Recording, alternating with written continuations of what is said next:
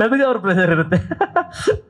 ಈಗ ಎಪಿಸೋಡ್ಸ್ ಎಲ್ಲ ಈಗ ಲಾಂಗ್ ಇರುತ್ತಾ ಅಥವಾ ಯಾಕಂದ್ರೆ ಚಾನಲ್ಗಳಲ್ಲಿ ಸ್ವಲ್ಪ TRP ಡ್ರಾಪ್ ಆಗ್ತಿದ್ದಂಗೆ ಅದನ್ನ ಬೇರೆ ರೂಟ್ ತಗೊಂಡೋಗ್ಬಿಡ್ತಾರೆ ಅಂತ ಕೇಳ್ಬಿಟ್ಟಿದೀವಿ, ಆಗೋದು ಮತ್ತೊಂದು ಆಗೋದು ಅಂತ.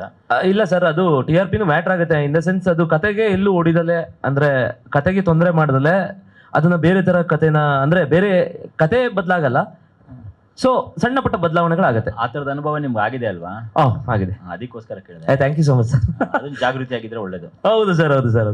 10 to 15 days ಮ್ಯಾಕ್ಸಿಮಮ್ ಕಂಟಿನ್ಯೂಸ್ ಮಾಡೋದು.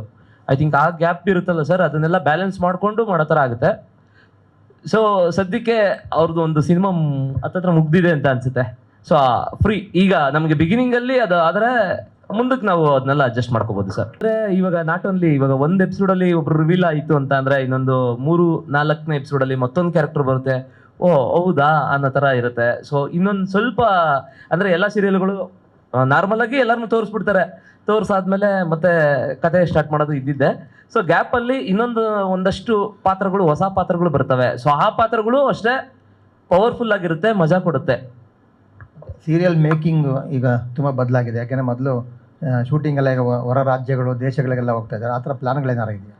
ಹೌದು ಸರ್, ಹೌದು ಸರ್. ಬಟ್ ವಿಷಯ ಅಂತ ಅಂದ್ರೆ ಸೋಲ್ ಅಂದ್ರೆ ಆತ್ಮ ಅಂದ್ರೆ ಏನೇ ಇರುತ್ತೆ, ನಾವು ಎಲ್ಲೇ ಹೋಗಿ ಎಲ್ಲೇ ಬಂದ್ರೂ ಕೂಡ ಸೊ ನಾವು ಆಡಿಯನ್ಸ್ಗೆ ಹೇಗೆ ಕನೆಕ್ಟ್ ಆಗ್ತೀವಿ ಅಂತ. ಸೊ ನಾರ್ಮಲ್ ಆಗಿ ನಾವು ಫಸ್ಟ್ ಪ್ರೊಮೋ ಮಾಡಿದಾಗ ಮೇಕಿಂಗ್ ಅಲ್ಲಿ ಅದ್ಭುತ, ಸೂಪರ್, ಚೆನ್ನಾಗೈತೆ ಅಂತ ನನಗೆ ಪರ್ಸನಲ್ ಆಗಿ ಬಂದಿರೋ ಅಂತ ಕಮೆಂಟ್ಗಳು ಹಾಗೆ. ಬಟ್ 2ನೇ ಪ್ರೊಮೋ ನೋಡಿದಾಗ ನಾವು ಸೊ ಅವರಿಬ್ರು ಕನೆಕ್ಟ್ ಆಗ್ತಾರೆ, ಕೈ ಇಟ್ಕೋತಾರೆ ಆ ಥರ ಅಂದಾಗ ಇಲ್ಲ ಗುರು, ಅವ್ರ ಕನೆಕ್ಟಿವಿಟಿ ಇದೆಯಲ್ಲ ಅದು ತುಂಬ ಚೆನ್ನಾಗಿ ಹೊಂದ್ಕೊಳ್ಳುತ್ತೆ. ನಮ್ಮ ಕತೆ ಎಲ್ಲೂ ಆ ಕಡೆ ಹೋಗಲ್ಲ ಸರ್.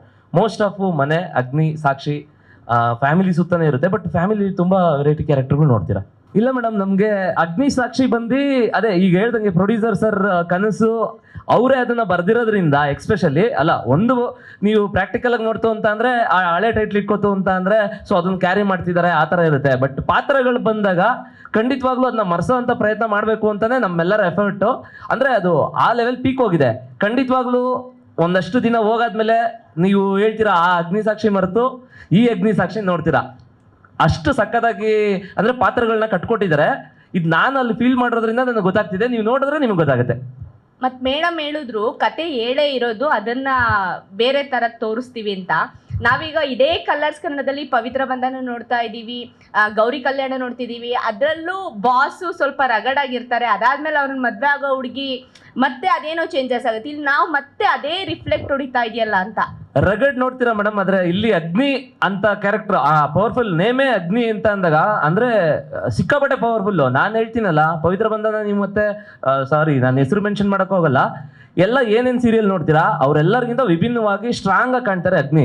ನೀವು ಅಲ್ಲಿ ಫ್ರೇಮಲ್ಲಿ ನೋಡ್ಬೋದು, ನೀವು ಅವ್ರ ಫ್ರೇಮಲ್ಲಿ ನೀವು ಮುಂಚೆ ನೋಡಿದ್ದ ಇವಾಗ ಬ್ರೋ ಗೌಡ ಅಂತ ನೀವು ಸಪ್ರೇಟಾಗಿ ನೋಡೋದಕ್ಕೂ ಇಲ್ಲಿ ಕ್ಯಾರೆಕ್ಟರ್ ಅಂತ ಬಂದು ನೋಡೋಕ್ಕೂ ಸಿಕ್ಕಾಪಟ್ಟೆ ಚೇಂಜಸ್ ಇರುತ್ತೆ. ಮತ್ತೆ ಅಗ್ನಿ ಅಂತ ನಿಮ್ಗೆ ಅಲ್ಲಿ ಟೈಟ್ಲು ಅಂತ ಏನಿದೆ ಅದಕ್ಕೆ ತಕ್ಕಂತೆ ಸೂಟ್ ಆಗ್ತಾರೆ ಇವರು. ನೀವು ಶಾರ್ಟ್ಗಳಲ್ಲಿ ನೋಡ್ತೀರಾ, ಅದನ್ನ ನಾನು ಎಕ್ಸ್ಪ್ಲೈನ್ ಮಾಡಕ್ ಹೋಗಲ್ಲ. ಐ ಥಿಂಕ್ ನೀವು ನೋಡಿದ್ರೆ ಐ ಥಿಂಕ್ ಗೊತ್ತಾಗುತ್ತೆ ಮ್ಯಾಮ್. ಸರ್ ಈಗ ಒಂದು 10 ಎಪಿಸೋಡ್ಗೆ ನಾವು ರೆಡಿ ಆಗಿದ್ದೀವಿ. ಟೆಲಿಕಾಸ್ಟ್ ಸ್ಟಾರ್ಟ್ ಆಗೋದಕ್ಕಿಂತ ಮುಂಚೆ ಇನ್ನೊಂದು 3 ಎಪಿಸೋಡ್ ಪ್ಲಾನ್ ಆಗಿದೆ. ಒನ್ಸ್ ಸ್ಟಾರ್ಟ್ ಆದ್ಮೇಲೆ ನಾವು ಮುಂದುವರಿತೀವಿ ಸರ್. ಡೈರೆಕ್ಟ್ರೆ, ಈ ಹಸೆಮಣೆಯಲ್ಲಿ ಹಣೆ ಬರವು ಅಂತಿದೆ. ಹಸೆಮಣೆ ಏರಕ್ ಮುಂಚೆನೆ ಅವ್ರ ಹಣೆ ಬರ ತೋರಿಸ್ಬಿಟ್ಟಿದ್ದಾರೆ ಆಲ್ರೆಡಿ ಈಗ ಟ್ರೈಲರ್. ಅಂದ್ರೆ ದೇವರೇ ನಿಶ್ಚಯ ಮಾಡ್ಬಿಟ್ಟಿದ್ದಾನೆ ಸರ್, ಅಗ್ನಿ ಸಾಕ್ಷಿ ಅಂತ ಅಂದ್ಬಿಟ್ಟು. ಸೊ ನಿರ್ಣಯ ಆಗ್ಬಿಟ್ಟಿದೆ. ಈಗ ಸಾಮಾನ್ಯವಾಗಿ ಲಾಸ್ಟ್ ಇವ್ರು ಹೇಳ್ದಾಗೆ ಆ ಅಗ್ನಿ ಸಾಕ್ಷಿಯಲ್ಲಿ ಹೀರೋಯಿನ್ಗೆ ಒಂದು ಟ್ಯಾಗ್ ಇತ್ತು, ಅಂದ್ರೆ ಪತಿರಾಯ ಅದನ್ನ ಕೂಗೋದಕ್ಕೆ ಒಂದು ಬ್ರ್ಯಾಂಡೆಡ್ ಆಗಿತ್ತು ಆಕೆ ಮಾತು. ಅಂದ್ರೆ ಪತಿರಾಯ ಅದೇನೋ ಒಂದು ವರ್ಡ್ ಬರುತ್ತೆ. ಆ ಥರದ್ದು ಏನಾದರೂ ಹೀರೋಯಿನ್ಗೋ ಹೀರೋಗೋ ಯಾವ್ದಾರ ಒಂದು ತುಂಬಾ ಫಿಟ್ ಅವ್ರನ್ನ ಇದೆ ಸರ್, ಇದೆ ಸರ್. ಅಂದ್ರೆ ಈ ಅಗ್ನಿಗೆ ಯಾರಾದ್ರೂ ಕಣ್ಣಲ್ಲಿ ಕಣ್ಣಿಟ್ಟು ಮಾತಾಡಿದ್ರೆ ಆಗಲ್ಲ ಸರ್. ಕಣ್ಣಲ್ಲಿ ಕಣ್ಣಿಟ್ಟು ಮಾತಾಡಬೇಡಿ, ಸುಮ್ಮನೆ ಹೋಗ್ತಾ ಇರಿ ಅಂತ ಅಂದ್ಬಿಟ್ಟು ಅವ್ನ ಟೆಂಪರ್ನ ರೇಸ್ ಮಾಡುತ್ತೆ ಅದು. ಯಾರಿಗೆ ಕಣ್ಣಲ್ಲಿ ಕಣ್ಣಿಟ್ಟು ಮಾತಾಡಿದ್ರೆ ನಮ್ಮ ಅಗ್ನಿಗೆ ಆಗಲ್ಲ, ಎಕ್ಸ್ಪೆಷಲಿ ಯಾರೇ ಆಗಿರ್ಲಿ ಅದು. ಸೊ ಆದ್ರೆ ಈ ಹುಡುಗಿ ಕ್ಯಾರೆಕ್ಟ್ರು ಏನು ಅಂತ ಅಂದ್ರೆ ಏನಾರ ಇತ್ತು ಅಂದ್ರೆ ನೇರವಾಗಿ ಮಾತಾಡೋದ್ರಿಂದ ಕಣ್ಣಲ್ಲಿ ಕಣ್ಣಿಟ್ಟೆ ಮಾತಾಡ್ತಾಳೆ. ಯಾಕಂದ್ರೆ ಅವಳಲ್ಲಿ ತಪ್ಪಿಲ್ಲ, ವಿಷಯ ಇಟ್ಕೊಂಡಿಲ್ಲ ಒಳಗಡೆ. ಸೊ ಹಂಗಾಗಿ ಇವ್ರು ಯಾವಾಗ್ಲೂ ಹಿಂಗೆ ಆಪೋಸಿಟ್ ಅಲ್ಲೇ ಇರ್ತಾರೆ. ನೋಡ್ತೀರಾ ಸರ್, ಅದು ಅದೇ ಇವ್ರಿಗೆ ಈ ವರ್ಡ್ ನೀವು ಹೇಳಿದ್ರಲ್ಲ ಡೈಲಾಗ್ ಅಂತ, ಕಣ್ಣಲ್ಲಿ ಕಣ್ಣಿಟ್ಟು ನೋಡಿದ್ರೆ ಆ ಹೀರೋ ಕೊಡಿ. ಆಬ್ವಿಯಸ್ಲಿ ಮೇಡಮ್, ನಿಮ್ಮೆಲ್ಲ ಕ್ಯಾಮ್ರಾ ಕಣ್ಗಳು ಇರ್ಲೇಬೇಕಲ್ಲ.